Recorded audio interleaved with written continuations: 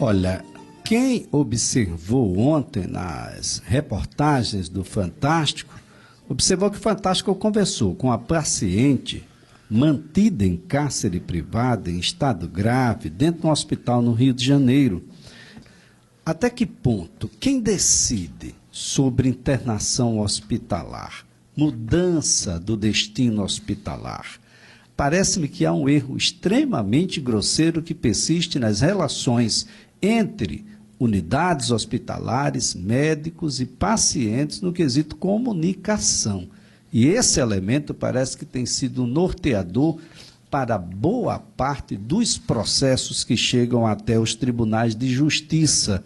Olha, esse é um assunto para um dos mais respeitáveis advogados em direito de saúde, direito médico, aqui no estado de Alagoas, doutor Juliano Pessoa, a quem a gente já agradece de antemão, viu, doutor, por comparecer e tratar de um tema, gente, é muito caro, é muito sério isso. Isso precisa melhorar definitivamente. É meu pai que está lá dentro, eu quero saber o que é que está acontecendo e você não pode me impedir disso, ou pode? Doutor Juliano, bom dia.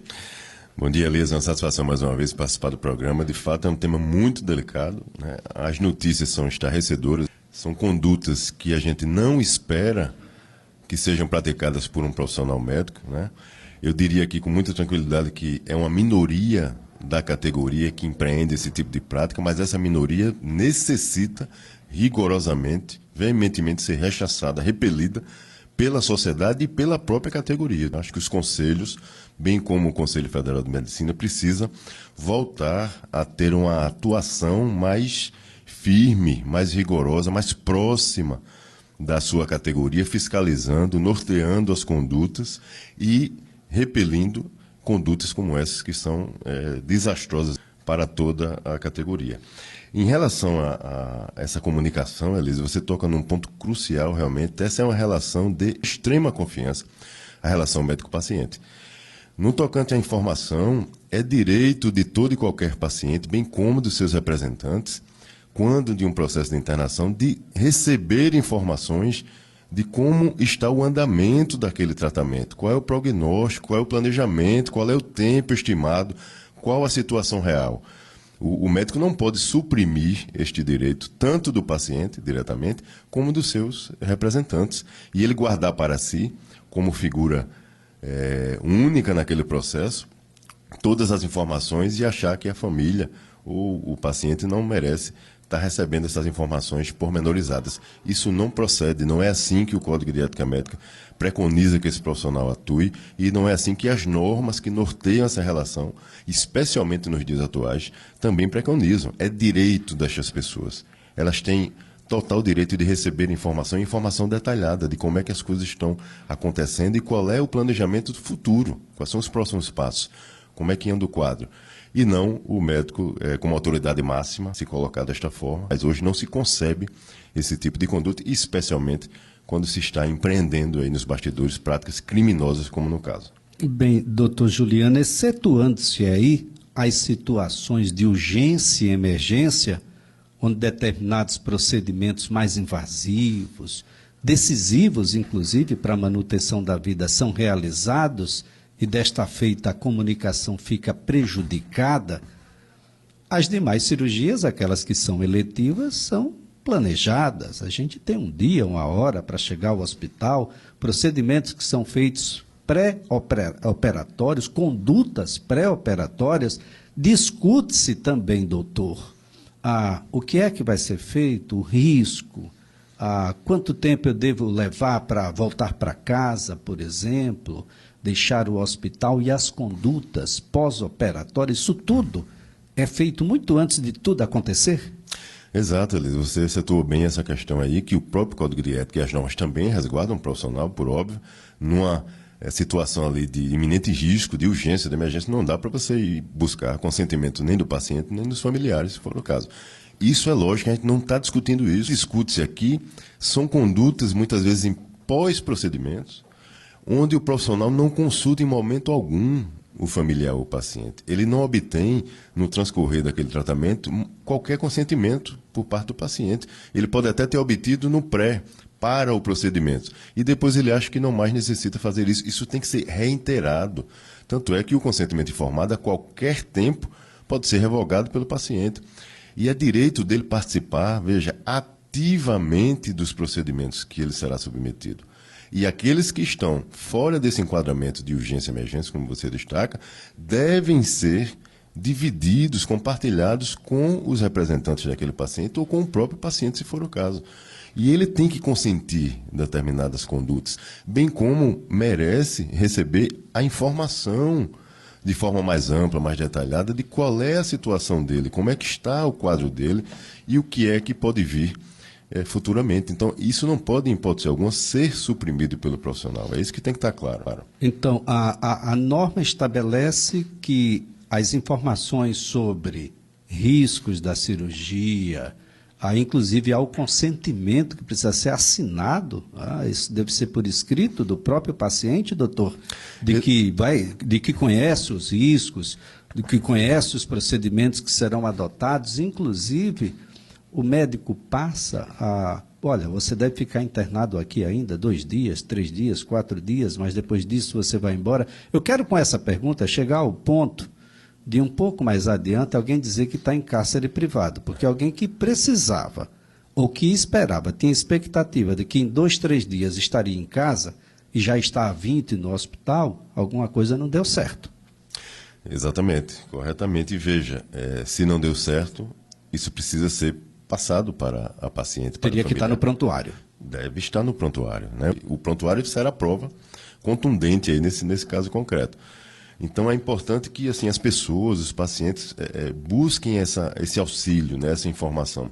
Se essa relação de confiança ela for quebrada, ela for partida entre o profissional e os familiares o próprio paciente, eles precisam ou se dirigir para uma outra instituição, e isso acontece muitas vezes com frequência no dia a dia, não é?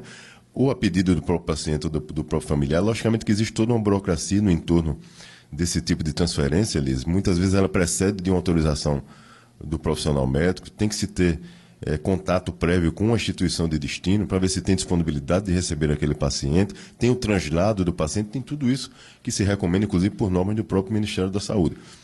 Tudo bem, isso deve ser seguido, mas o que a gente observa neste caso narrado e noticiado aí pela mídia amplamente é que não, o médico, ele, na intenção, é o que parece, de esconder, né, de deixar obscuro um possível erro cometido ali no procedimento, ele usou toda a sua autoridade, né, como pessoa de maior conhecimento técnico, para suprimir informações dos familiares e reter aquela paciente indevidamente dentro da unidade hospitalar onde ele era diretor. Olha só, gente, é claro que vai ser apurado, mas a ideia é de que nós temos aí uma prática delituosa grave, inclusive está respondendo não só por cárcere privado, mas dada, e aí a gente parte aqui para os outros médicos que participam da cirurgia, anestesistas e tantos outros, porque está sendo acusado de organização criminosa. Os outros tentando encobrir um erro que possivelmente deve ter sido cometido, e por lesão corporal. A situação é grave e traz uma outra situação à tona. A paciente falava de que demorou pelo menos uns 3 anos para tomar coragem. Mas aí, já que eu vou fazer tudo de uma vez só. Aí ele tem um pacote que tem uma série de divulgadores dele nas redes sociais do médico, chamado X-Tudão. O X-Tudão você faz tudo lá, né? Então você faz abdominoplastia, aí você coloca silicone, faz outros procedimentos lá.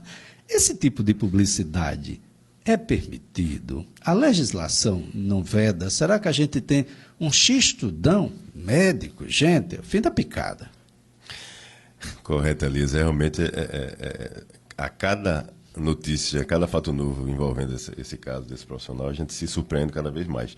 Isso é algo totalmente vedado, né? O Conselho Federal da Medicina tem regulamentações que norteiam aí as condutas dos profissionais em face de abordar a população de forma direta, e esse tipo de conduta, esse tipo de promoção, vamos dizer assim, extremamente mercantilística, comercial, com o foco principal de angariar mais clientela, isso é vedado pela norma que regulamenta essa publicidade.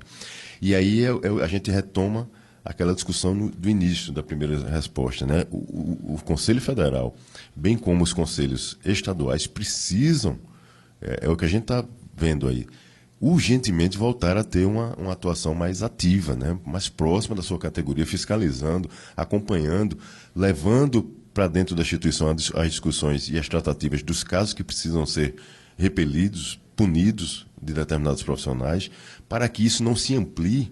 E lá na ponta, Elias, veja, quem mais deveria ser cuidado, que é a população, por essa categoria, é quem está pagando um preço alto. Né? Essa paciente tem um relato dela extremamente emocionada nas redes sociais, e a mídia já divulgou também, onde ela grava um vídeo relatando como é que ela está. Né? Ela diretamente dizendo que tem partes do seu corpo necrosadas e ela está ali, ela está aberta. Então, ou seja, isso precisa ser olhado com muita cautela, com muito critério. Né? Nós tivemos há poucos dias o caso absurdo também envolvendo aquela gestante, onde um outro profissional comete um abuso monstruoso daquele, né? De estupro, numa situação totalmente atípica, né? Vulnerável daquela mulher. Então, ou seja, são casos estarrecedores. Eu até falava, na época do acontecido daquele caso do estupro, que em casos assim existem possibilidades do próprio Conselho cautelarmente suspender esse profissional, para que ele não continue empreendendo essas medidas criminosas no seu dia a dia. Então, ou seja, é importante essa atuação do Conselho Federal e dos regionais.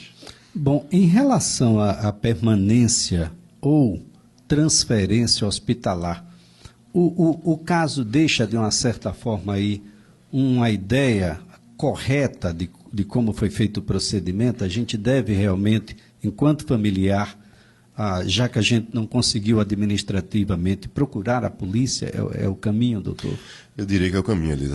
Essa sua pergunta traz a oportunidade da gente trazer aqui para as pessoas que nos ouvem, né, que muitas vezes não sabem como é que vai agir. O que é que eu faço numa situação dessa? Veja, se essa relação é quebrada de confiança, se eu não disponho mais de informações em relação à saúde de um ente querido ou à minha própria saúde, eu tenho que recorrer às instituições. Se eu não tenho mais confiança naquela instituição que eu estou lá internado, nos profissionais que estão conduzindo o meu caso, eu preciso buscar ajuda externa. E a ajuda externa, num caso desse, onde eu desejo sair daquela instituição e vejo que há um impedimento obscuro, onde na realidade se quer omitir, esconder determinadas condutas que foram praticadas, eu preciso buscar imediatamente uma autoridade policial, dando publicidade àquele ocorrido, registrando um boletim de ocorrência, transcorrendo ali naquele documento sobre o que ocorreu, o que é que está acontecendo, para que a autoridade policial, se for o caso, se dirija àquela instituição, como aconteceu nesse caso concreto, investigue. Eu posso buscar o Ministério Público, né?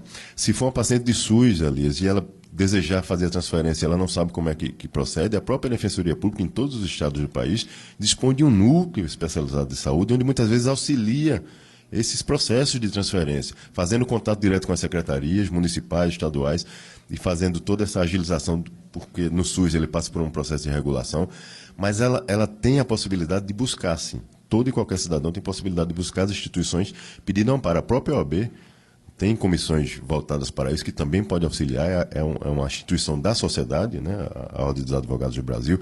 Então, ou seja, ela tem a quem recorrer. A ouvidoria da Secretaria de Saúde, do estado onde ela reside, ela pode levar o caso à ouvidoria da própria instituição, enfim, ela tem que se movimentar. O que ela não pode, o que não se concebe ela nem receber informação precisa, não ter qualquer acesso, muitas vezes, ao seu familiar que está ali internado, não conseguir a sua disponibilização no sentido de removê-lo para outra instituição, onde essa confiança seria restabelecida, e a paciente ou o paciente pagando o preço internamente lá. Isso é inadmissível nos dias de hoje.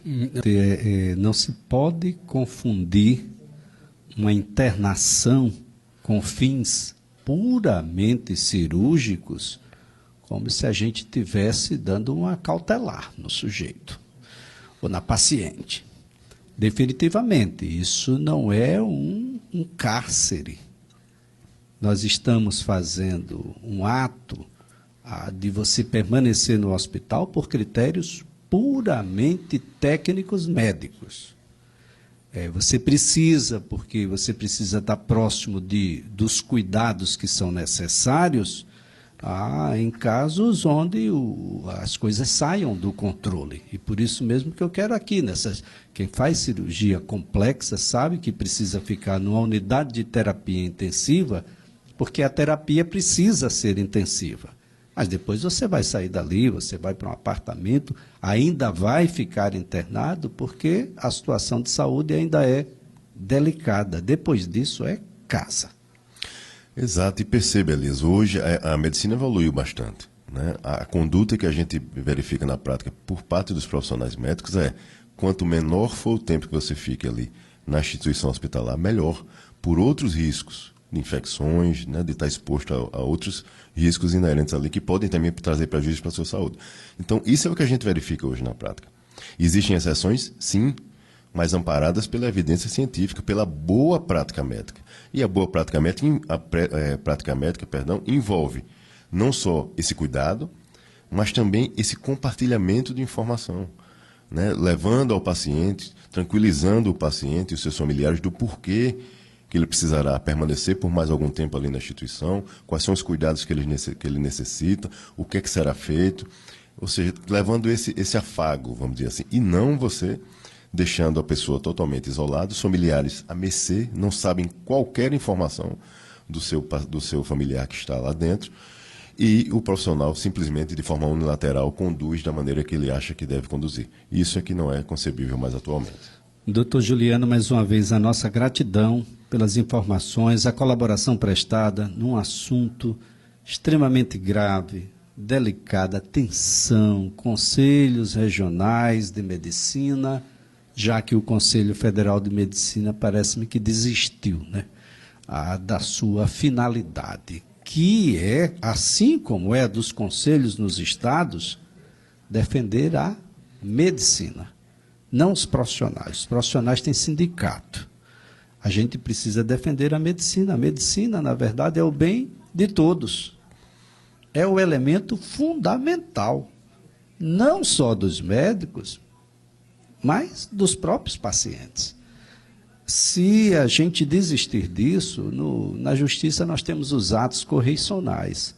Eles percorrem as varas anualmente, o tempo todo. Há de se ter fiscalização presente dos conselhos regionais de medicina sobre as práticas médicas. E mesmo sem denúncias de pacientes ou de familiares, a gente, enquanto técnico, no caso aí, os conselhos regionais, precisam de uma observação mais atenta a determinadas práticas. Alguém que chega no WhatsApp, eu tenho certeza, e nas mídias sociais em geral, e divulga que tem um X-tudão para fazer, bom, precisa denúncia, o próprio indivíduo já está se manifestando, eu preciso denunciar para que os conselhos possam atuar. Essa é uma coisa que precisa ficar muito clara. Muito obrigado, doutor Juliano. Eu que agradeço. Até a próxima, Elias.